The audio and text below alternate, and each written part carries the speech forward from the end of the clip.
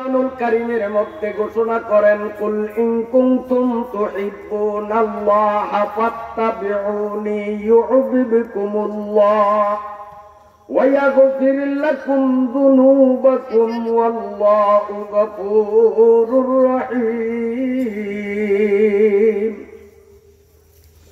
আল্লাহর ভালোবাসা যদি কেউ পেতে চায়, আল্লাহ পাকের কাছে কেউ যদি প্রিয় হতে চায়,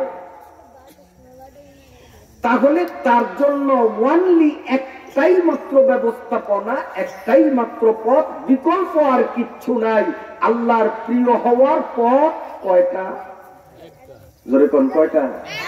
আল্লাহর কাছে যদি আমি প্রিয় হতে চাই তো আমার জন্য একটা পথ, আপনি চাইলেও আপনার জন্য একটা পথ। সেটা কি?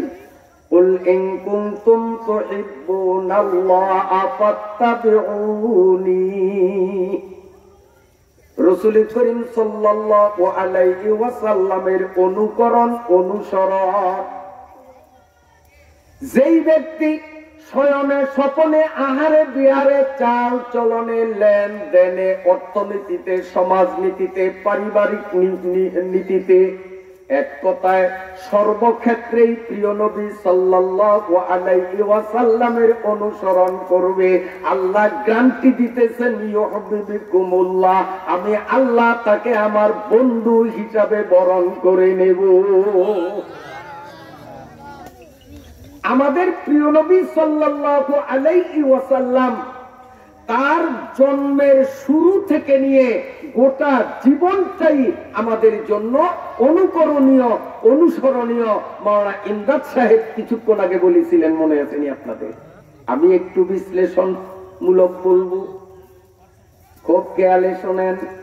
আল্লাহ পাকের নবী যখন হালিমার কোলে দুধ পান করবেন, হালিমার একটা ছেলে ছিল, তার পেটের সন্তান। মুহাম্মদ সাল্লাল্লাহু আলাইহি ওয়াসাল্লাম তার পালিত সন্তান। আল্লাহর নবীকে হালিমা কোলে নিয়ে যখন দুগ্ধ দিতেন, আল্লাহ পাকের নবী শুধু ডান পাশের স্তনে মুখ লাগাইতেন, বাম পাশে ভুলিও লাগাইতেন না। বিবি হালিমা যদি শিশু মুহাম্মদের মুখ বাম স্তনে লাগিয়ে দিতেন, আল্লাহ পাকের নবী আস্তের পরে মুখ সরাইয়া নিতেন। আল্লাহর নবী দুগ্ধপুষ্ট অবস্থায় গোটা দুনিয়ার মানুষকে ইনসাফ শিক্ষা দিলেন। ও দুনিয়ার মানুষকে আমার দুগ্ধপুষ্ট অবস্থার ইতিহাস থেকে তোমরা শিক্ষা গ্রহণ করো। আমার দুধমা হালিমার ঔরুজাত একটা সন্তান আমার দুধ ভাই আছে, এই জন্য আমি ইনসাফের ভিত্তিতে একটা স্তন আমার ভাইয়ের ভাগে রেখে দিলাম, আমি একটা নিলাম। আমার ভাই যদি আমার ভাগে মুখ লাগায় তাতে আমার কোনো আপত্তি থাকবে না, কি তাই বলে আমি আমার ভাইয়ের ভাগে মুখ লাগাইব না। ইনসাফ। এখন আমি আপনাদের জিজ্ঞাসা করি, সমাজে এমন লোক কি নাই মনে হয় যারা আমি মইরা গেলে মেয়েরাও সম্পত্তিতে ভাগ বসাইতে পারে, এই ভয়তে মরার আগেই গোপনে গোপনে ছেলের নামে সম্পত্তি রেজিস্ট্রি করে দেয়? এমন লোক তো মনে হয় এই পৃথিবীতে নাই। قال النبي صلى الله عليه وسلم من قطع ميراث أخيه قطع الله ميراثه من الجنة। সবাই বলি নাউযুবিল্লাহ। কষ্ট হয়নি আপনাদের? আচ্ছা, এখন আপনারাই বলেন, আল্লাহ পাক ভাগ নির্ধারণ করেছেন আমি মরলে আমার পরিত্যক্ত সম্পদকে কতটুকু পাবে, এটা আল্লাহ পাক নিজেই একটা সিদ্ধান্ত ফাইনাল করেছেন। এখন আমি যদি সেখানে চালাকি করে মেয়েকে বঞ্চিত করলাম, ছেলেকে সব দিলাম, এটা তো ইনসাফ হইছে? কি বলেন? আল্লাহ সিতম্বর কাছে আয় বেরাদার মকুন, সিতম্বর কাছে আয় বেরাদার মকুন, কে জালেম বদোজখ রাওয়াদ বেসুখন।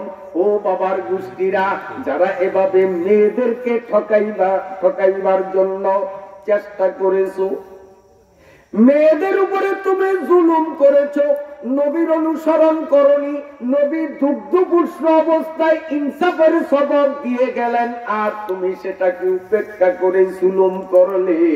অতএব তুমি নামাজ পড়তে পড়তে কপালে দাগ পরাইয়া দিতে পারো, হাজারো সহস্রবার তুমি খানায় কাবার হজ করতে পারো, কিন্তু আল্লাহ এবং রসুলের ফাইনাল ঘোষণা তোমার কপালে জাহান্নাম।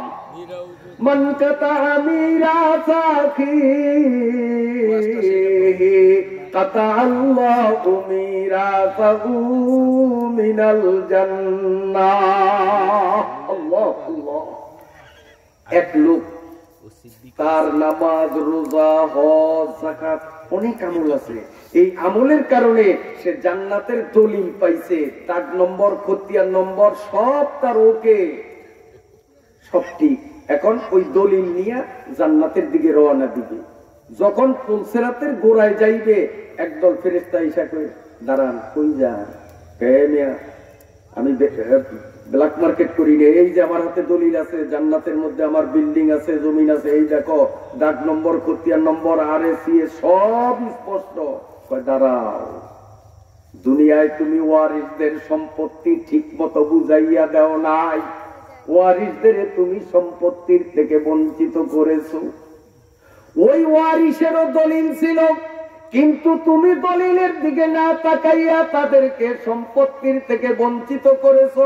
জান্নাতের জমিনের দলিল তোমার হাতে থাকলেও জান্নাতের সম্পত্তি তোমারে দখল নিতে দেওয়া হবে না, তোমার সম্পত্তি বুঝাইয়া দেওয়া হবে না। লাঠি মাইরা পুলসেরাতের গোড়ার থেকে জাহান্নামের মধ্যে তাকে নিক্ষিপ্ত করা হবে না। আল্লাহ আল্লাহ পাকের নবী আরেকটু যখন বড় হইলেন, আরেকটু বড় হইলেন, খুব খেয়ালে শোনেন, কতটুক বড়? এই যে বাচ্চাদের মতো, যেই বয়সে বাচ্চারা লুঙ্গি কান্দে নিয়ে হাঁটে, ওই বয়স নবীজির এখনো লুঙ্গি পরার বয়স হয় নাই। ওই সময় দাদা আব্দুল মুত্তালিব কাবাঘর সংস্কার করতেছেন, পাথর দিয়া গাঁথনি দিতেছেন, আর ছোট্ট ছোট্ট ছেলেরা, বালকরা কাঁধের উপরে পাথর বহন করে আব্দুল মুত্তালিবের কাছে আইনে দিত, আর আব্দুল মুত্তালিব ওগুলো দিয়া দেয়ালে গাঁথনি দিতেন। এখন ছোট্ট ছোট্ট ছেলেরা দেখলো পাথর বহন করতে ব্যথা পাওয়া যায় কাঁধে, প্রত্যেকে যার যার পরনের কাপড় খুলিয়া কাঁধের উপর লইয়া তার উপরে পাথর আনতেছে, কিন্তু একা মুহাম্মদুর রাসূলুল্লাহ তখনও নাবালিগ, তিনি পরনের কাপড় খুললেন না, তিনি খালি কাঁধের উপর পাথর বহন করতেছে। দাদা আব্দুল মুত্তালিবের সহ্য হলো না, দাদা আব্দুল মুত্তালিব বলে, না দাদা ভাই, ওদের মতো তুমিও তোমার কাপড় খুইলা কাঁধে দাও, তাহলে কষ্ট কম হবে। না দাদা, তা হবে না। দাদা আব্দুল মুত্তালিব যখন দেখলেন নাতি আমার কথা শুনছে না, দাদা আব্দুল মুত্তালিব দাদা হিসাবে নাতির কষ্ট সহ্য করতে পারেন না, এজন্য তিনি নিজেই নাতি মুহাম্মদুর রাসূলুল্লাহর কাপড় খোলার জন্য যখন টান দিলেন, নাভির নিচে যাওয়ার আগেই মুহাম্মদুর রাসূলুল্লাহ বেহুশ হইয়া যায়। দাদা আব্দুল মুত্তালিব যখনই কাপড় টান দিয়া তার নাভি ঢাইকা দিলেন, সঙ্গে সঙ্গে তার চেতনা ফিরত আসিয়া গেল। ব্যাখ্যাকাররা ব্যাখ্যা গ্রন্থের মধ্যে লেখেন, নাবালিগ অবস্থায় শিশু মুহাম্মদুর রাসূলুল্লাহ গোটা দুনিয়ার উম্মতের সবক দিয়া গেলেন। উম্মতরি শরীয়তে যার জন্য যতটুকু সতর বা পর্দার বিধান দিয়েছে, আমি মুহাম্মদুর রাসূলুল্লাহ নাবালিগ অবস্থায় ওই পর্দার গুরুত্ব তোমাদের দিয়ে দিলাম। পুরুষের পর্দা নাভির থেকে নিয়ে হাঁটু পর্যন্ত, নাভির থেকে নিয়ে হাঁটু পর্যন্ত একমাত্র বৈধ স্ত্রী ছাড়া কারোর সামনে খোলার অনুমতি শরীয়তে নাই। নাভির থেকে নিয়ে হাঁটু পর্যন্ত এর সবটাই অথবা আংশিক একমাত্র বৈধ স্ত্রী ছাড়া কাউকে দেখানো যাবে না। আর মেয়ে লোকদের হলো মাথার তালু থেকে পায়ের তালু পর্যন্ত সারা শরীরের মধ্যে, আমার দিকে তাকান, এই যে মুখমণ্ডল এবং দুই হাতের কেনু এবং দুই পায়ের টাকনা, এই যে এটা, ও পর্দার আড়ালের মায়েরা ভালো করে শোনেন, মুসলমান মহিলাদের সারা শরীর থেকে মুখমণ্ডল এবং দুই হাতের কেনু পর্যন্ত, দুই পায়ের টাকনা পর্যন্ত এতটুকুন পর্দা করা লাগবে না 14 জন পুরুষের সামনে, যেই 14 জনের সাথে কিয়ামত পর্যন্ত এ মহিলার বিবাহের কোন সুরত হইতে পারে না। যেমন বাবার সাথে মেয়ের বিয়া কোনদিন হইতে পারে না। তারপরে বোন, আপন বোন, ভাই বোনে কোনদিন জীবনে বিবাহ সম্ভব না। এইরকম 14 জন পুরুষ যাদের সাথে কখনো বিবাহ বন্ধনে আবদ্ধ হওয়ার কোন সুরত হওয়া সম্ভব নয়, এদের সামনে মুখমণ্ডল, দুই হাতের কেনু, দুই পায়ের টাকনু পর্দা করা লাগবে না। ইহা ছাড়া সারা শরীরের একটা পশম পরিমাণ জায়গা এদেরকেও দেখানোর অনুমতি না। সাবালিকা মেয়ে জন্মদাতা বাবার সামনে মাথার কাপড় ফেলে মাথার চুল দেখাতে পারবে না। সাবালিকা মেয়ে তার সহোদর সাবালেক ভাইয়ের সামনেও শরীরের কোনো অংশ দেখাইতে পারবে না। যেই মা ছেলেকে পেটে ধারণ করলেন, ছেলে যখন সাবালেক হয়ে যায়, মাও শুধু মুখ, হাত আর পায়ের টাকনা ছাড়া শরীরের একটা চুল পরিমাণ জায়গা বালেক ছেলের সামনে মাও খুলতে পারবে না। কথা বুঝাইতে পারলাম? মেয়ে লোকদের পর্দা। আর যাদের সাথে বিবাহ হওয়ার সুরত হইতে পারে, যেমন এই বাড়ির ছেলে ওই বাড়ির মেয়ে, আত্মীয়তার কোনো সম্পর্ক নাই, বিবাহ হইতে পারে না, কোনো অসুবিধা নেই, শরীয়তে নিষেধ নাই। যাদের সাথে কোনোদিন বিবাহ ইচ্ছা করলে করানো যায়, এদের সামনে মুখ খোলা যাবে না, হাত খোলা যাবে না, পাও খোলা যাবে না, অর্থাৎ মাথার তালু থেকে পায়ের তালু পর্যন্ত সবটাই ঢাইকা রাখা বড়। বুঝতে পারলাম? এবার আসেন শালি দুলাবাই। দুলাবাই শালিরে বিয়ে করতে পারবে? কথা কন, বোঝেন নাই? পারবে, আবার পারবে না। মানে এই শালির বোন দুলাবাই ঘরে যতদিন আছে স্ত্রী হিসাবে ততদিন বিয়ে করতে পারবে না। যদি দুলাবাই বোনরে তালাক দেয় অথবা আমার বোন মইরা যায়, তাহলে দুলাবাই এই শালিরে এখন বিয়ে করতে পারবে কি পারবে না? কিন্তু মা মইরা গেছে, বাবা মেয়েরে বিয়ে করতে পারবে? ভাইয়ের বউ মইরা গেছে, তাই ভাই কি বোনরে বিয়ে করতে পারবে? কোনদিন পারবে না। দুলাভাই যেহেতু আজ পারে না, বোন প্রতিবন্ধক, ওই প্রতিবন্ধকতা সইরা গেলেই বিবাহ করা যায়। অতএব সাবালিকা শালীরা দুলাভাইয়ের সাথেও সারা শরীরের একটা পশম পর্যন্ত দেখাইতে পারবে না। আল্লাহর নবী নাবালেগ অবস্থায় গোটা উম্মতকে সবক দিয়া গেলেন।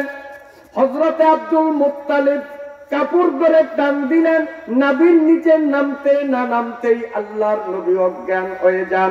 যখন আবার নাভি ঢেকে দেয়া হলো, তানার চেতনা বোধ ফিরত এসে গেল।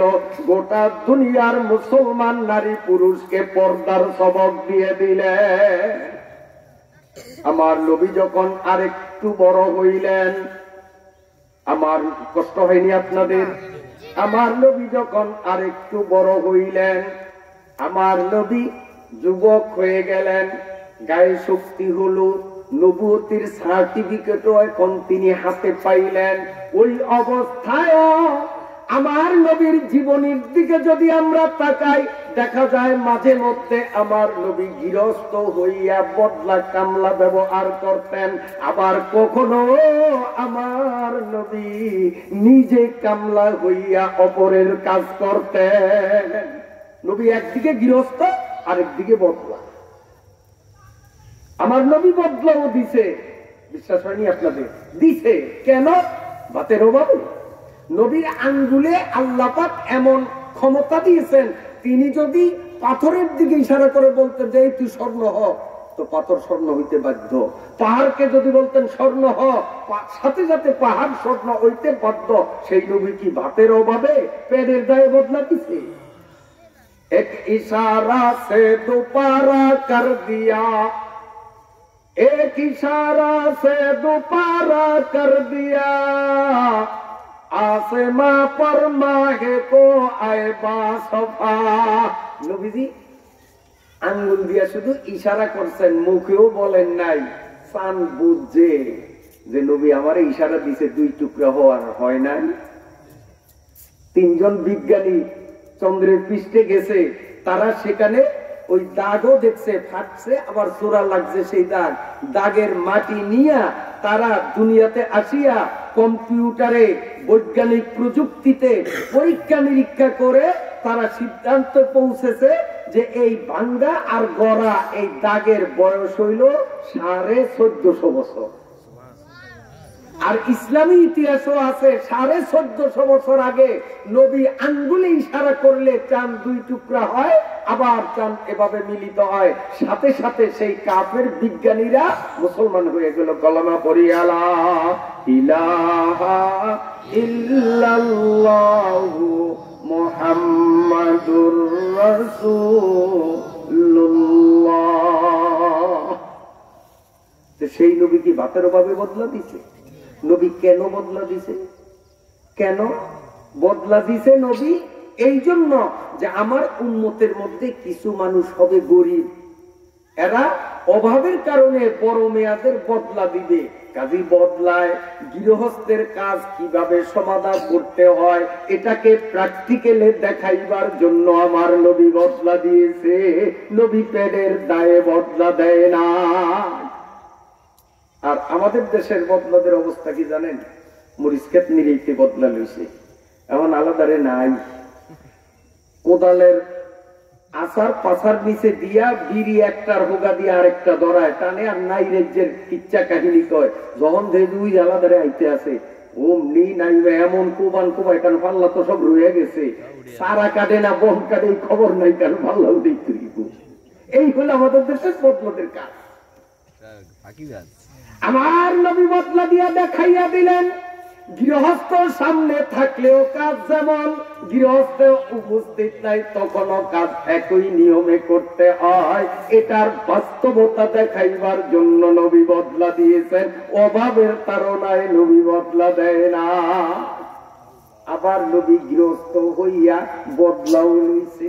নবীর বদলা লওয়ার কোনো দরকার ছিল না, কারণ নবী আমাদের মতো মানুষ না। নবীর গায়ে ছিল অনেক শক্তি। 40 জন মানুষ একসাথে যা করতে না পারে আমার নবী এক হাতে তার চেয়ে বেশি করতে পারত। শরীরে এত শক্তি, তো সেই মানুষের আবার বদলা লওয়া লাগেনি। নবী বদলা কেন লইলেন? কিয়ামত পর্যন্ত আগত দুনিয়ার মানুষকে সবক দিলেন, এ উম্মতেরা, আমার বদলা লওয়ার কোনো প্রয়োজন ছিল না, সব আমি করতে পারি।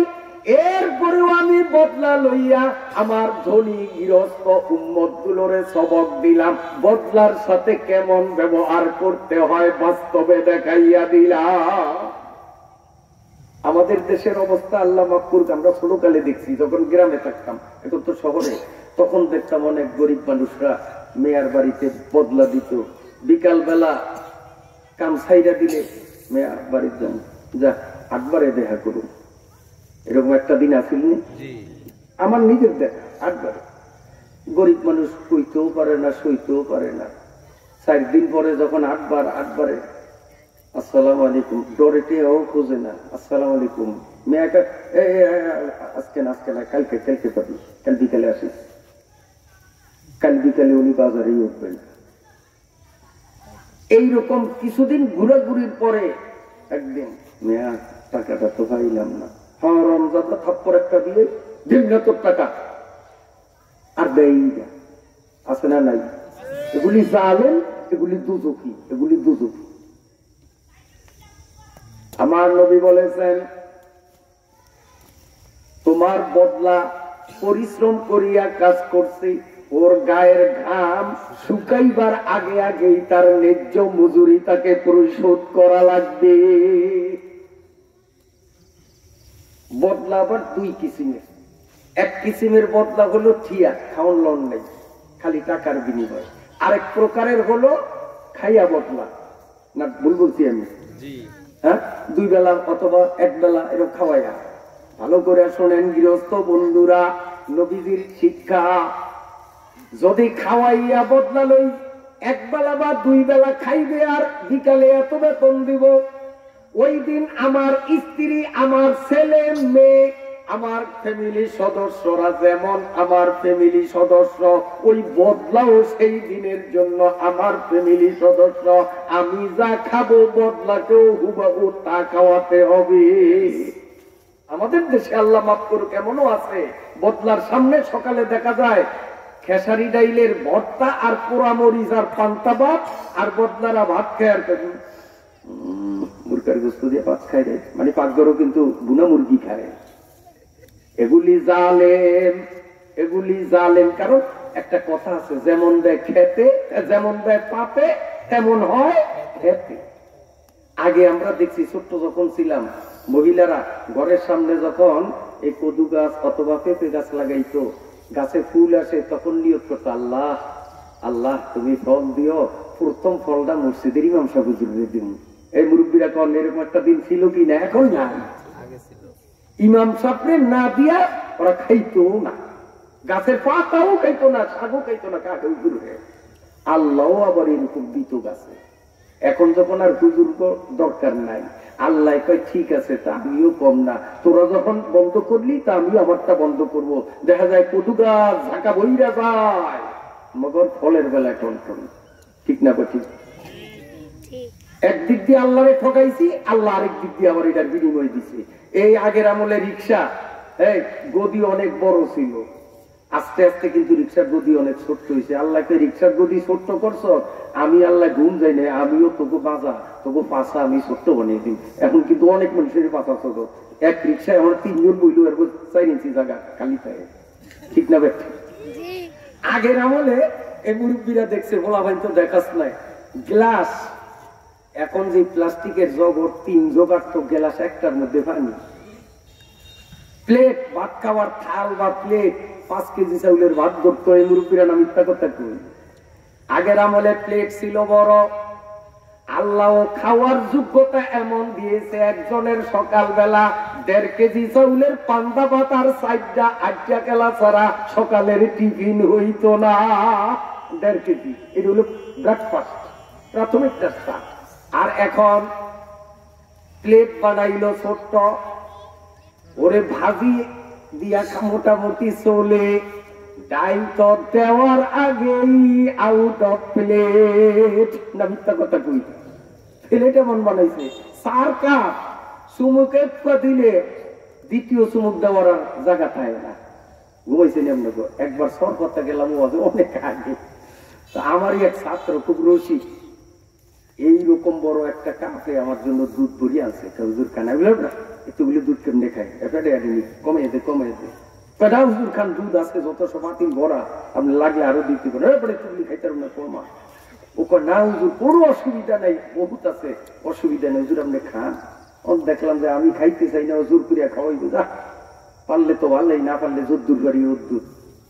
ও চুমুকে শেষ করতে পারিনি, এর আগে দুধ শেষ। আমার চুমুক শেষ না, মানে কাপ এত বড়, মগর ভিতরে জায়গায় একটুখানি। বিশ্বাস না হয় নতুন বাজার যাবেন, কসমেটিকের দোকানে, এখন শীতের দিন ক্রিম সোনো দেখবেন যে একবারে 5 কেজি টালি যদি বসাই যে ওই রকম বড়, বাড়িটাই না দেখবেন যখন মুখে লাগাইবেন আঙ্গুল দিবেন, দেখবেন যে আঙ্গুল দেওয়ানোর আগে তলিত বাড়ছে। সব কমান আল্লাহ তোরা প্লেট ছোট্ট বানাইছ, আমি তোদের পেটও ছোট্ট বানাইয়া দিলাম, আগের দিনের মানুষের সকালবেলা 1.5 কেজি চাউলের পান্তা ছাড়া নাস্তা হইতো না, টিফিন হইতো না। আর এখন সকালে উক্কা রুটি, দুপুরে দুগা ভাত, রাত্রে উক্কা রুটি, এর বেশি চলে না। ঠিক আছে? ঠিক। ওইটা ছোট করছে আল্লাহকে, আমি ইন্ডিয়া ছোট বানিয়ে দিচ্ছি। আল্লাহু আকবার। ও ভাইরা বাবাজিরা ভালো করে বোঝেন, আল্লাহ পাকের নবী বদলা দিছেন কেন, বদলা লইলেন কেন বুঝাইলাম উম্মতের শিখাইবার জন্য। কুল ইন কুনতুম তুহিব্বুনাল্লাহ ফাত্তাবিউনি ইউহিব্বুকুমুল্লাহ। আল্লাহ পাকের নবী সাল্লাল্লাহু আলাইহি ওয়াসাল্লাম বিয়ে শাদী তো করে নাই মনে হয়, কথা কয় না?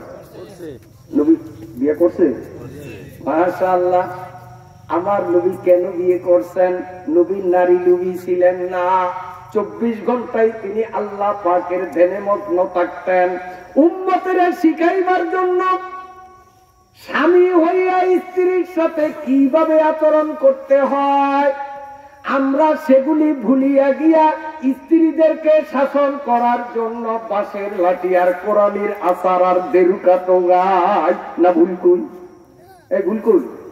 আর হাদিসের কিতাবে দেখা যায় হযরতে আয়েশা সিদ্দিকা রাদিয়াল্লাহু তাআলা আনহা বলেন, আমি যখন মাছ তরকারি করতাম একা জীবনেও করতে পারি নাই। আমার স্বামী আদর্শ নবী যখন বাড়িতে থাকতেন তিনিও সাংসারিক কাজে অর্ধেকটা আমার থেকে কেড়ে নিতেন। আর আমরা স্ত্রীর কাছে যেন বলার দারোগা। যদিও পথে ঘাটে বলার আগে কুত্তা মানুষের কিল খাই, কিন্তু বাড়িতে এসে কিন্তু বউর কাছে দারোগা। বাবা একটু বাঘের গাড়ি যা ভিড় ধরিয়া বাড়ি করিয়া দেবো। ওরে বাবা, বাড়িতে কি বাহাদুরি! কারণ পথে ঘাটে কিল খায়, ওই যে একটা জ্বালা আছে না, এইটারে মিডাই বউর কাছে আসিয়া। আসলে বউর সাথে এবং ভাব আচরণ যারা করে খুঁজ নিয়ে দেখবেন এগুলো হাতে বাজারে পাবলিকের হাতের তুলে খায়, কনে খায়, ওইটার জাল মিটায় বউর পিঠের উপর। আল্লাহ পাকের নবী বলেছেন, এই পৃথিবীর মধ্যে আল্লাহর আসমানের নিচে আল্লাহর জমিনের উপরে যত নিকৃষ্ট জিনিস আছে এর মধ্যে সবচেয়ে নিকৃষ্ট জিনিস হলো ওই স্বামী যে অকারণে তার স্ত্রীরে জ্বালাতন দেয়। এরকম স্বামী তো নাই আমাদের দেশে। বউরা এখন কত খুশি জানেন আপনারা? বেজারি দরকার। আমার মায়েরা ভালো করে শোনেন, আল্লাহ পাকের নবী বলেছেন, তুমি যখন খাইবা তোমার বউকে ভুলিয়া যাইও না। তুমি যখন নিজের জন্য কাপড় কিনবা তোমার বউয়ের কথাও স্মরণে রাখো। নিজের জন্য লুঙ্গি কিনবা তোমার বউয়ের জন্য আর না হয় একটা ব্লাউজও কেনা লাগবে। তুমি ভোলার শহরে গেলা, বন্ধু বান্ধব নিয়ে মিষ্টির দোকানে ঢুকিয়া 3 পদের মিষ্টি দিয়া নাস্তা করলা, বউয়ের কথা ভুলিয়া যাইও না। পলিথিনের পোটলায় বউর জন্য তা আনা লাগবে, নইলে কিয়ামতের ময়দানে জালিমের কাতারে ওঠা লাগবে। কোন তালে আছি কিনা? নবীর অনুসরণ খালি নামাজ রোজায় না, এগুলো তো।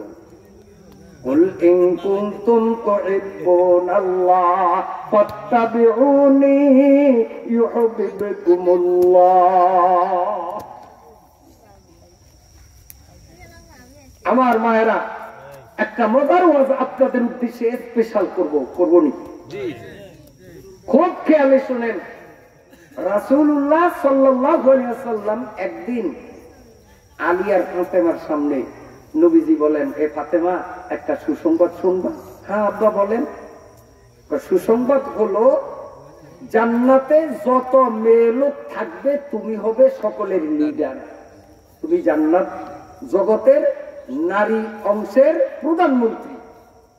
ফাতেমা খুব খুশি হয়ে কয়, আব্বা আমি যখন জান্নাতের প্রধানমন্ত্রী হব, নারী জগতের প্রধানমন্ত্রী, তো সব লিডারের ডাইনে বামে তার সাথে তো কিছু সঙ্গী থাকে, আমার সাথে কি এরকম থাকবে না? আল্লাহ পাকের নবী বলেন, হ্যাঁ অবশ্যই একজন তোমার নিয়মিত সঙ্গী জান্নাতে থাকবে এবং সে তোমার আগে জান্নাতে যাবে। যদিও তুমি জান্নাতের প্রধানমন্ত্রী, কিন্তু আগে জান্নাতে যাইতে পারবা না। যে তোমার সঙ্গিনী হবে সেই তোমার আগে জান্নাতে যাবে। আব্বার কথাটা বুঝলাম না। আচ্ছা, কি সমস্যা? আচ্ছা, সেটা পরে বলবো। সেই লোকটা কে যে জান্নাতে চিরকাল আমার সঙ্গিনী হবে? আমি এই জড় জগৎ থেকে তাকে এক নজর একটু দেখতে চাই।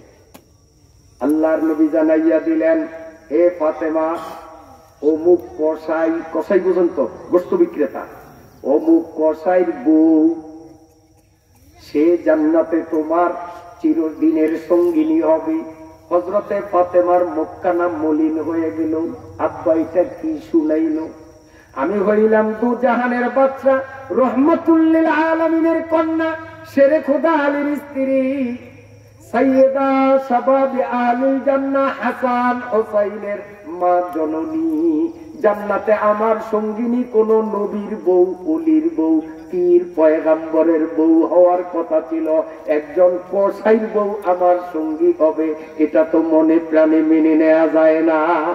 যদি শেখ হাসিনারে কয় যে বোলার, এই যে বুমালি, সুইপার, বাজার ঝাড়ু দেয়, হ্যাঁ বউ তোমার সঙ্গিনী হবে, এটা শেখ হাসিনার কাছে ভালো লাগবে খুব।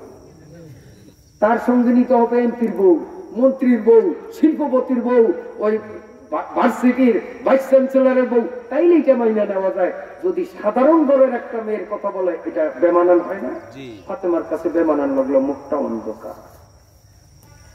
পরে চিন্তা করলো, যাই হোক, মুখ খারাপ কইরা লাভ নাই। নবী যখন বলছেন, তো নবী তো আর মিথ্যা বলেন না। ওমা ইয়ানতিকু আনিল হাওয়া ইন হুয়া ইল্লা ওয়াহিয়ুন ইউহা। নবীর কথা তো ইনডাইরেক্ট আল্লাহর কথা। আচ্ছা, যাই হোক, মেয়েটারা একবার আমার দেখা দরকার। বন্ধুরা আমার, হযরতে ফাতেমা সকালের খাওয়া সেরে তিনি ওই কসাইর বাড়ি অভিমুখে পথ চললেন। কসার বাড়ির গেটের সামনে ভাঙ্গাচুরা ঘর, শীর্ণ জীর্ণ, দুর্বল প্রকৃতির, দুর্বল জাতীয় একটা ঘর। ঘরের দরজায় দাঁড়াইয়া হাত দিলেন, এ কসাইর বউ, আমি রসুলের মেয়ে ফাতেমা তোমার সাথে একটু সাক্ষাতে এসেছি, দরজাটা খোলো।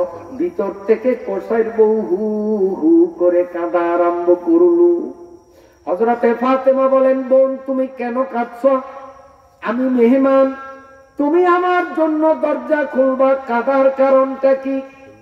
ভেতর থেকে কসাই বউ বলে, বোন রে, আমার দীর্ঘদিন পর্যন্ত মনের একটা ইচ্ছা ছিল, অভিপ্রায় ছিল, রসুলের মেয়ে ফাতেমারে যদি এক নজর দেখতে পারতাম, আপনারে দেখার জন্য আমি দীর্ঘদিন ধরে পাগল।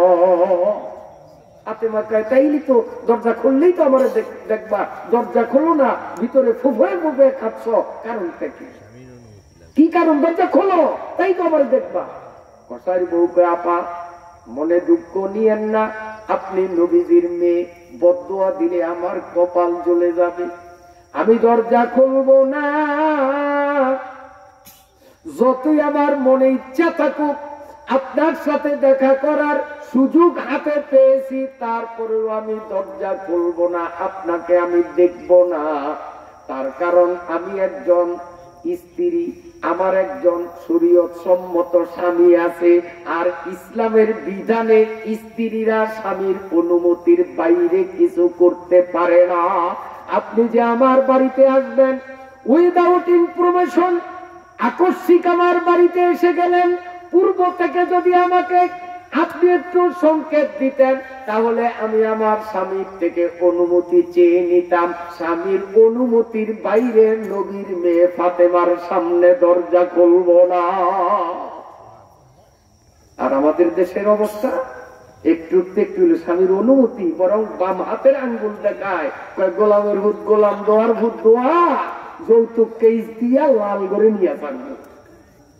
ঠিক না কি? আল্লাহ এখন কি করছে?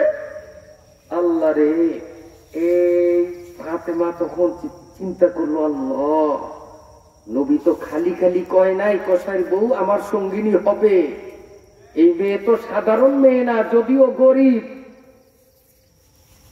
ফাতেমা খুবই হয়ে গেলেন, তখন বললেন যে আপা আমি বদদোয়া করব না, ঠিক আছে তাহলে আমি কালকে আসি।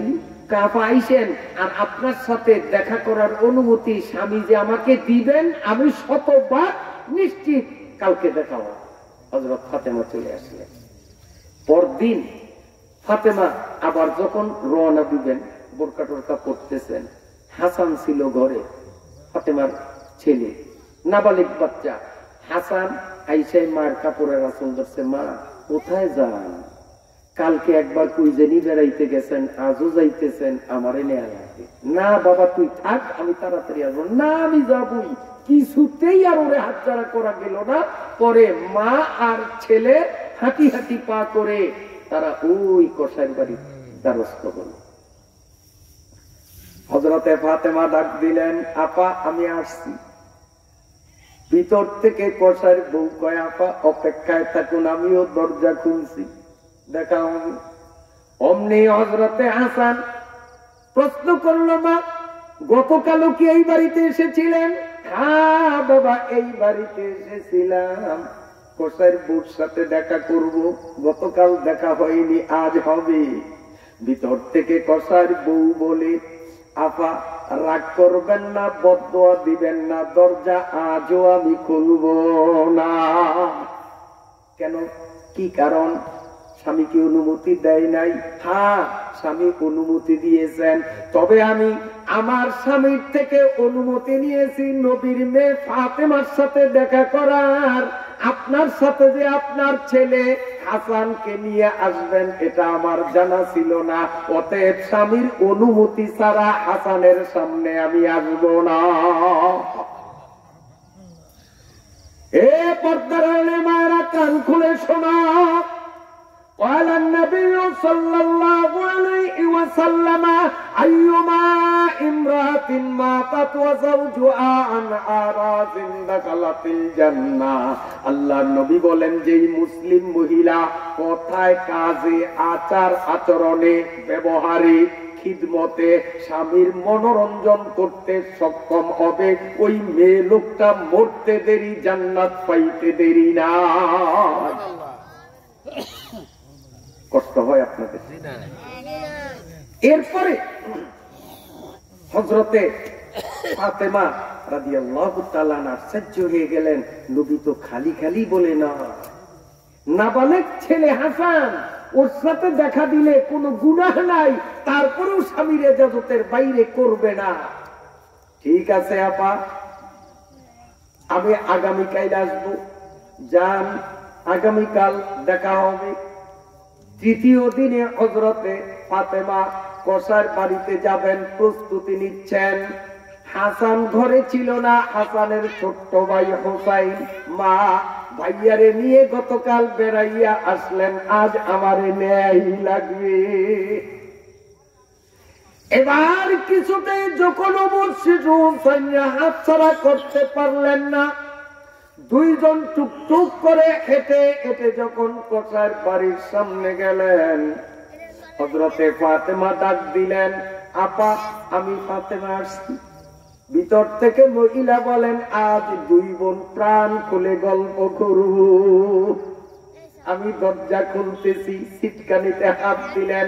এই অবস্থায় হযরতে হুসাইন বলতেছেন, মা ভাইয়ার নিয়ে কি এই বাড়িতেই গতকাল এসেছিলেন? হযরতে ফাতেমা বলেন, হ্যাঁ এই বাড়িতে এসেছিলাম। ভিতর থেকে কসাইয়ের বউ বলে, আপা এই যে সিটকানিতে হাত দিলাম, দরজা খুলতেছি, দুই বোন গলাগলি করে গল্প করব, কথা বলবো। আমার স্বামীর থেকে আপনার এবং হাসানের সাথে দেখা করার অনুমতি মিলেছে। হযরতে ফাতেমা বললেন, বোন একটু পেঁচ আছে, আজকে হাসান আসে নয়, তদস্থলে তার ছোট্ট ভাই হোসাইন এসেছে।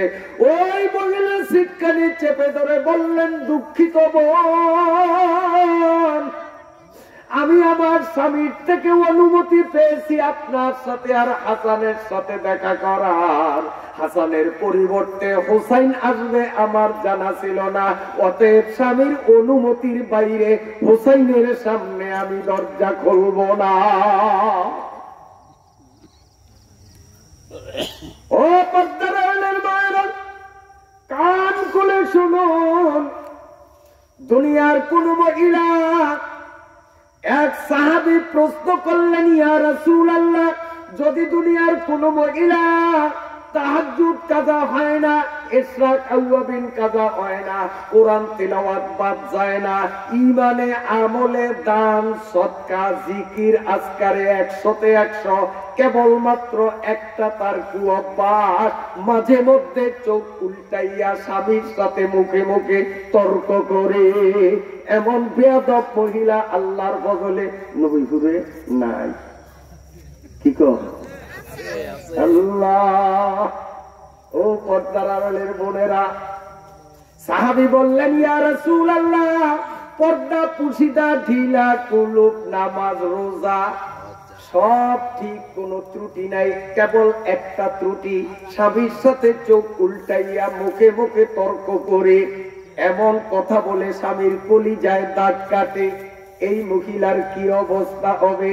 উত্তরে আল্লাহ পাকের নবী বললেন, স্বামীর বদদোয়ার কারণে ওই মহিলার জীবনের ইবাদতগুলো পণ্ড হয়ে যাবে, ওই মহিলার ঠিকানা হবে জাহান্নাম। আল্লাহ পাকের নবী বলেন, এ ফাতেমা আলী, ওই কসাইর বউ আল্লাহ পাকের কাছে প্রতিনিয়ত দোয়া করতো, আল্লাহ ফাতেমারে নিয়ে এক নজর দেখতে পারি, ও আল্লাহ জান্নাতের মধ্যে ফাতেমার সাথে নিয়ে একটু থাকতে পারি, এভাবে দোয়া করতো। স্বামী বলেন, তোর দোয়া লাগবে না, দোয়া আমি করব, তুই শুধু আমিন আমিন বলবি। এবার স্বামী দোয়া করে, কসাই দোয়া করে, আল্লাহ আমার স্ত্রী যেভাবে স্বামীর হুকুম মান্য করে আমি তার উপর সন্তুষ্ট, তুমিও আমার স্ত্রীর উপর সন্তুষ্ট হইয়া যাও। আমার স্ত্রীর জান্নাতে ফাতেমার চিরসঙ্গিনী বানাইয়া ফাতেমার আগে আমার স্ত্রীর জান্নাত দেয়া লাগবে। আল্লাহ পাকের নবী বলেন, আল্লাহ কষ্ট হয় মনে হয়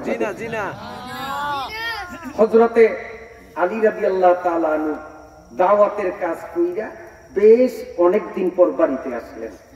আসার পরে ফাতেমার চোখ থেকে গড়ে গড়ে পানি পড়ে, ফাতেমা কান্দে আর বলে, স্বামী আপনিও বাড়িতে নাই, আজ কয়দিন পর্যন্ত হাসান হোসেন ছোট্ট মানুষ উপাস, ওদের চেহারার দিকে তাকাইয়া চোখের পানি রাখতে পারি না, কিছু ব্যবস্থা করেন। আলী বলেন, আমার কাছে তো কোনো টাকা পয়সা কিচ্ছু নেই, আমি কি করব? হযরতে ফাতেমা দুইটা মাত্র তার ওড়না ছিল, পুরাতন ওড়না, আল্লাহর থেকে একটা ওড়না নামাইয়া, ও পর্দার আড়ালের মায়েরা কান খুলে শোনেন, হযরতে ফাতেমা পুরাতন একটা ওড়না স্বামীর হাতে দিয়া বললেন, এটা নিয়ে বাজারে যান, বিক্রয় লব্ধ যা হাতে আসে তা দিয়ে যত সামান্য কিছু আটা আনেন, মোটামুটি হাসান হোসাইনের ক্ষুধা নিবারণ করা যাবে। এমন তো অবস্থায় স্বামীর সাথে রাত আচরণ করলো না। আর আমাদের সমাজে 35 বছর দাম্পত্য জীবন, বিয়ের পর থেকে স্ত্রী যা দাবি করত তার চেয়েও বেশি পরিমাণে স্বামী তারে দিত। একদিন এই 35 বছরের মাথায় একদিন হয়তো সে একটা জিনিসের বায়না ধরছে, স্বামী বিশেষ কারণে সেই জিনিসটা তারে দিতে পারলো না। এই 35 বছরের স্বামীর অবদানগুলো সব ভুলিয়া কয়, আমি কি বাবার থেকে বিয়া চাইছিলাম, তোর মতো কপাল পোড়ার কাছে বিয়া দিয়ে আমার জীবনটারে পোড়াইয়া দিল। ওই 35 বছরে সব ভুলিয়া যায়, একদিন একটা লিপস্টিক আনতে পারলো না, তোর সংসারে কিচ্ছু পাইলাম না। ও মায়েরা, 3 দিনের উপবাস, হাসান হোসেন উপবাস, স্বামীর হাতে টাকা নাই, স্ত্রীর ব্যবহারিক কাপড় তাও 2টা ওড়না ছিল, একটা ওড়না স্বামীর হাতে দিল। হযরতে আলী বিষণ্ণ মনে মলিন মুখে স্ত্রীর কাপড় কানা হাতে নিয়ে বাজারের দিকে যখন রওনা দিলেন, আল্লাহ রাব্বুল আলামিন ফেরেশতারে ডাক দিয়া বলেন, ও আমার ফেরেশতা, জান্নাতি রমণীদের লিডার ফাতেমার ব্যবহারিক কাপড় আলী বাজারে বিক্রয় করবে, পর পুরুষরা তার কাপড় দেখবে।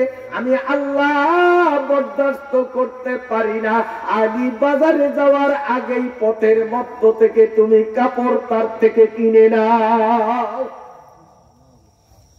ফাতেমার কাপড় আরেকজনে দেখবে, এটা আমার সহ্য হয় না। আমরা ছোট্টকালে দেখছি, আমার নিজের কথাই বলি, আমাদের ঘরের পিছনে সুপারি বাগান, আমার মা আমার বড় বোন গোসলের পরে দেখতাম ওই সুপারি বাগানের মধ্যে এই কাপড় এভাবে মেলতেন। তো আমরা ছোট্ট ছিলাম, বলতাম, মা উড়ানে কি সুন্দর রোদ, এই বাগানে দিছেন, কাপড় কবে শুকাইব? উড়ানে দিতে পারেন না, নিয়ে দেই। ধরবি না, এনে তো শুকাইবেন না, শুকায় না শুকাক, ওই যে ওই ঘরের মহিলারা দেয়, আমরা ওটা দিলেও তো শুকায়।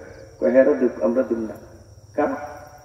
এই কাপড়টা আমি পরি, আর আমার পরা কাপড়টা উঠানে রোদ দিলে জালিয়া মাসুয়া রিক্সাওয়ালা ওই ঘরের বেটারা এই ঘরের বেটারা আইবে, আমার পরনের কাপড়টা আরেক বেটায় ভিন বেটায় দেখুক, এটা আমি সহ্য করতে পারি না। সুপারির বাগানে ছায়ার মধ্যে শুকাবো, আমি আমার কাপড় উঠানে শুকাবো না। এমন একটা সময় ছিল না, মুরব্বীরা বলেন, ছিল না? আর এখন টোটাল উল্টে গেছে, সব কিছু উল্টে গেছে, সবকিছু উল্টে গেছে। হায় হায়, যেই বুড়ি যার দিকে শয়তানেও তাকাইবে না, দাঁত নাই একটাও, পাঞ্চা বাইবে, বুঝছেন, গাল সব দোতরা বুঝতে গেছে, তারপরে চেহারা বিশ্রী। এই বুড়ি দেখা যায় ঢিলা ডালা বোরকা পরে, আর এই বুড়ির নাতনি মেয়ের ঘরের বা ছেলের ঘরের 17 বছর বয়স, অ্যাটম বোম ফিট করিয়া কোথায় তার ওড়না কোথায় তার বোরকা, এইভাবে রাস্তা দিয়া বাহাদুরের মতো বীরের মতো হাঁটে, আর ওই সেটিং করা বোমার আঘাতে এই যুবকদের চরিত্রকে নস্যাৎ করে দেয়। এই হলো বর্তমান সমাজের বাস্তবতা। কথা ঠিক না বেঠিক? যেই বুড়ির লেগটা হাঁটলেও তার দিকে কেউ তাকাবে না, সে নিল ঢিলা ডালা বোরকা, আর যে বোরকা পরলেও বোখাতে যুবকদের চক্ষু তার দিকে যাওয়ার সম্ভাবনা শতভাগ, সেই মেয়েটা উলঙ্গ দুলঙ্গ হয়ে রাস্তায় চলছে। এই হলো আমাদের সমাজের বাস্তবতা। আল্লাহু আকবার। হযরতে আলী রাদিয়াল্লাহু তাআলা আনহু কাপড় হাতে বাজারে যান, পথের মধ্যে এক ব্যক্তি আসিয়া কয়, আলী, ও হাতে নিয়ে না, ব্যাগের মধ্যে নিয়ে। এক লোক এসে, আলী আপনি কি ওড়না বিক্রি করবেন? আলী আশ্চর্য হয়ে গেলেন, আমার ওড়না আমি ব্যাগের মধ্যে ঢুকাইলাম, বাজারেও গেলাম না, বাহিরও করলাম না, উনি ঠিক পাইলেন কেমনি? যাক, অত ঝামেলার দরকার নেই। হ্যাঁ ভাই, বিক্রি করবো। দাম কত? আপনি আমার কাপড় দেখলেন না, আগে জিগান দাম কত? দেখা টাকা নাই, দাম কত? ভাই দাম কত? তো আমি কিচ্ছু চাবো না, আপনি বলেন কত দিবেন। একদম হয় সদায় নয় বিদায়। 6 টাকায় বেচবেন? সস্তার আমলের 6 টাকা। 6 টাকায় বেচবেন? আলী রাদিয়াল্লাহু আনহু চিন্তা করলেন যে পুরান কাপড় 6 টাকা হইলে তো কম না। হ্যাঁ ভাই দেন, টাকা দেন, কাপড় নেন। অমনি ওই ফেরেশতা অন্যদিকে তাকাইয়া রইল। আলী, কাপড়টা আমার ব্যাগের মধ্যে ঢুকাইয়া দেন। কাপড়ের দিকে ফেরেশতাও তাকাইল না। হযরতে ফাতেমা নিজের হেফাজতে রাখতে চাইলেন, আল্লাহ তার ইজ্জতকে এইভাবে হেফাজত করলেন, ফেরেশতার চোখেও যেন তার কাপড় না পড়ে। আল্লাহ পাকের কুদরতে ফেরেশতা ব্যাগের মধ্যে ঢুকাইয়া 6টা টাকা আলীর হাতে দিয়া চলিয়া গেল। হযরতে আলী রাদিয়াল্লাহু তাআলা আনহু বাজারে গেলেন, আটার দোকানের সামনে যাইয়া বলতেছেন, আমার কাছে 6 টাকা আছে, 6 টাকায় যে পরিমাণ আটা পাওয়া যায় আমাকে 1 পোটলা আটা দেন। দোকানদার আটা মাপতেছি, আটার মোসা বানতেছি, এই অবস্থায় একজন ফকির মানুষ আসিয়া কালি, আমি অসহায় মানুষ, 6টা টাকার খুব প্রয়োজন, আল্লাহর হস্তে আমারে 6টা টাকা দান করে। হযরত আলী রাদিয়াল্লাহু তাআলা আনহু চিন্তা করলেন, আমি যদি আটা কিনি বাড়িতে নেই, আমার স্ত্রী খুশি হবে, আমার সন্তান হাসান হোসেন খুশি হবে, আর আমি যদি টাকাগুলো গরিবের হাতে যদি তুলিয়া দেই, আমার আল্লাহ খুশি হবে। আমার স্ত্রী পুত্রের চেয়েও আল্লাহকে খুশি করা আমার নৈতিক দায়িত্ব। সঙ্গে সঙ্গে টাকাগুলো সব ভিক্ষুকের হাতে আলী দিয়া দিলেন। সুবহানাল্লাহ, সুবহানাল্লাহ। কয় টাকা? 6 টাকা। দোকানদার কে মিয়া টাকা বললে 6টা আছে, বেশি নাই। আমার এদিকে আটাও মাপাইলেন, আর টাকাও ফকিরা বেডারে দিয়ে দিলেন। এখন আমার আটা নিবেন কেমনে? ধৈর্য ধরেন, ধৈর্য ধরেন, কাজ করেন। 1 পোটলা না, অন্তত 2 বস্তা আপনি রেডি করেন, মাপেন তাড়াতাড়ি। কারণ আমি এমন এক ব্যক্তির সাথে ব্যবসা করছি যিনি কখনো ওয়াদা খেলাপ করেন না। 2 বস্তা ব্যবস্থা হবে ইনশাআল্লাহ, আপনি মাপা শুরু করে যাবেন। দোকানদার এখন কি করবে? টাকা মাপতেছে। এদিকে এক ব্যক্তি আইসাই কালি, একটা ঘোড়া বিক্রি করবো, কিনবেন? আলী কামে আমার কাছে নাই টাকা পয়সা, ছিল 6 টাকা, তাও গেছে। ঘোড়া কিনি কি দিয়া? ভাই ঘোড়াটা খুব ভালোই, দেখেন ঘোড়াটা। হ্যাঁ ঘোড়াটা তো দেখতে খুবই ভালো। ঘোড়া না, বলছি উট। উটটা তো দেখতে খুবই ভালো। কত দাম? 100 টাকা। ওরে আল্লাহ রে, আমার 14 গোষ্ঠী বেচলেও তো 100 টাকা হইব না। আপনি কোনো চিন্তা করবেন না, আপনি আমার থেকে ঘোড়াটা বাকি কিনেন, এখন টাকা দেওয়া লাগবে না। আপনি বাজারে নেন, বিক্রি করার পরে মুনাফা আপনার থাকবে, আর আমার পাওনা 100 টাকা আমারই ফেরত দিবেন। এবার রাজি আছেন? আলী চিন্তা করলো এই সুযোগকে হাতছাড়া করে, বেটা যখন আমারে নিজেই জোর করিয়া বাকি বিক্রি করতেছে, কাহা ভাই আমি কিনলাম, হয়তো যান। হযরতে আলী এবার ঘোড়া নিয়ে যখন বাজারের দিকে রওনা দিলেন, বাজারে যাইয়াও সারলেন না। আরেকজন আসিয়া কয়ে, ঘোড়া কি বিক্রি করবেন? কাহা বিক্রি করবো, দাম কত? আপনি ইনসাফ করে বলেন কত দিবেন? ওই লোকটা ঘোড়াকে ভালো করে দেখে তারপরে বললেন, ভাই আপনার ঘোড়াটা আমার পছন্দ হয়েছে, একদম 160 টাকা দিব, ঘোড়া দিবেন কিনা? কত? 160। আলী রাদিয়াল্লাহু তাআলা চিন্তা করলেন, 2 কদম হাঁটিয়া সারলাম না, 60 টাকা ব্যবসা, বেশি লোক করলে হয়তো চালানি কইতে পারি, যদি পরে লস দিয়া বিক্রি করি আমি ওই বেটার 100 টাকা করতে গিয়ে দেবো, অত লোক দরকার নাই, দেন ভাই টাকা দেন। ওই লোক 160 টাকা আলীর হাতে দিয়ে দিল। ওই লোক ঘোড়া নিয়ে চলিয়া গেল। আলী রাদিয়াল্লাহু তাআলা আনহু দোকানদারের কাছে যাইয়া বলেন, এ বেটা 160 টাকায় কয় বস্তাটা হবে, রেডি করছো নি? করতেছি একটু দাঁড়ান।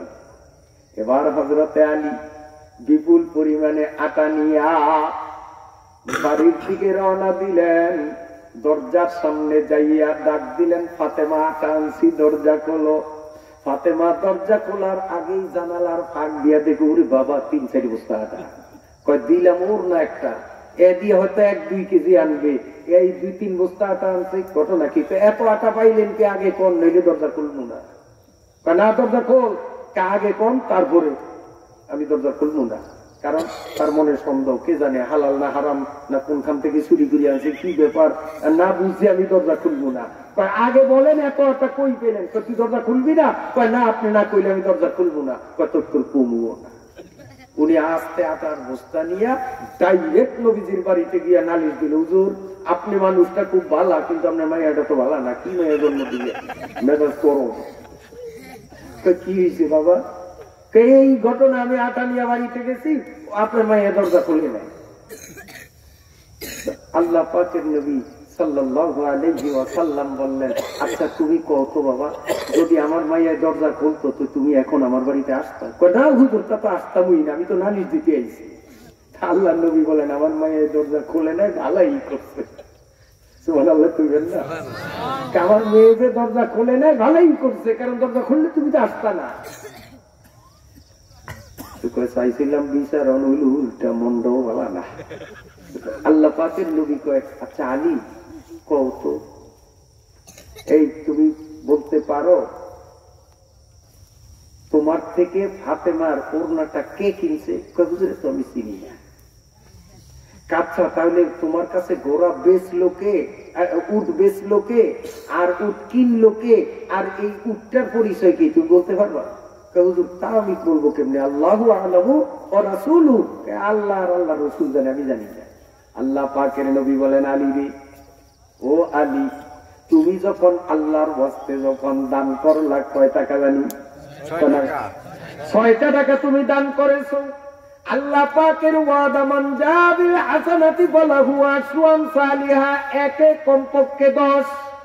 আল্লাহ পাকের ওয়াদার বাস্তবায়ন ঘটাইবার জন্য আল্লাহ রাব্বুল আলামিন উট বেচা কিনার উট বেচা কিনার মধ্য দিয়া আল্লাহ তোমারে 6.60 টাকার মালিক বানাইয়া দিলে। এই ঘোড়া উট দুনিয়ার কোন উট ছিল না। আমার মেয়ে ফাতেমা হাসরের ময়দান থেকে যেই উটের পিঠে চড়িয়া বেহেশতে যাইবে, এটা বেহেশতের থেকে সেই উট পাঠানো হইয়াছে। সুবহানাল্লাহ। উট ছিল জান্নাতের উট। আর তোমার থেকে যে ওড়না কিনেছে দুনিয়ার কোন মানুষ না, আমার আল্লাহ আমারে জানাইয়া দিলেন, দুনিয়ার মানুষে ফাতেমার ব্যবহৃত ওড়না চোখ দিয়া দেখবে, আল্লাহর কাছে সহ্য হয় নাই। এই জন্য আল্লাহ জান্নাতের টাকা দিয়া ফেরেশতার মাধ্যমে ওড়না কেনার ব্যবস্থা করছি। আমার ভাইরা বাবাজিরা, এরপরে রাসূল বললেন, ও আলী, ওই যে কসাই তার স্ত্রীর জন্য দোয়া করেছে, মনে আসেনি? ও আল্লাহ, আমার স্ত্রীর আচার ব্যবহারে আমি এতটা মুগ্ধ, আমি তার উপরে সন্তুষ্ট। আল্লাহ তুমিও তার উপর সন্তুষ্ট হইয়া জান্নাতে ফাতেমার চিরসঙ্গিনী বানাইও। ফাতেমার আগে আমার জান্নাত দেওয়া লাগবে, আমার স্ত্রীর জান্নাত দেওয়া লাগবে। আল্লাহ পাকের নবী বলেন, ও আলী, আমার মেয়ে ফাতেমারে জানাইয়া দিবি, যেই উট বেচা কিনার মধ্য দিয়ে তুমি একে 10-60 টাকা হাতে পাইলা, এই উটটা হাসরের মাঠে যখন আসবে আর ফাতেমা যখন উটের পিঠে উঠবে, আল্লাহ রাব্বুল আলামিন পরওয়ারদিগারে আলমকে ফেরেশতারা বলবেন, আল্লাহ উটের যত খেদাই, উট কিন্তু হাঁটে না, ফাতেমা পড়ছে কিন্তু জান্নাতের দিকে উট চলতেছে না, হাঁটতেছে না, কি করি? আল্লাহ রাব্বুল আলামিন বলেন, ওই যে ওড়নাটা সেদিন বিক্রি করেছিল, ফেরেশতার মাধ্যমে আমি ক্রয় করাইয়া ওড়না জান্নাতে গচ্ছিত রেখেছি। আমার ফেরেশতারা জান্নাতের থেকে ওড়নাটা নিয়া ওড়নার এক মাথা উটের গলায় বান, আর আরেক মাথায় ধরিয়া সামনের থেকে টানার জন্য কসাইর বউরে টাকিয়া সেট কইরা দাও। এবার কসার বউ, নবী বলেন, ওই কসার বউ তার নাম ছিল জামিলা। এবার জামিলা আসিয়া ওড়নার অপর প্রান্তে হাত ধরিয়া যখন টানা শুরু করলো, এবার উট হাঁটাও আরম্ভ করবে। আল্লাহ পাকের নবী বলেন, ও ফাতেমা আলী, ফাতেমা তো থাকবে উটের পিঠে, আর উটের ওড়নার মাথা ধরিয়া ধরিয়া কসার বউ জামিলা টানতেছে। জামিলার পাও জান্নাতে ঢুকবে, তখনও ফাতেমার পাও জান্নাতে ঢুকবে না। ঠিক না ভাই? ঠিক? কারণ ও তো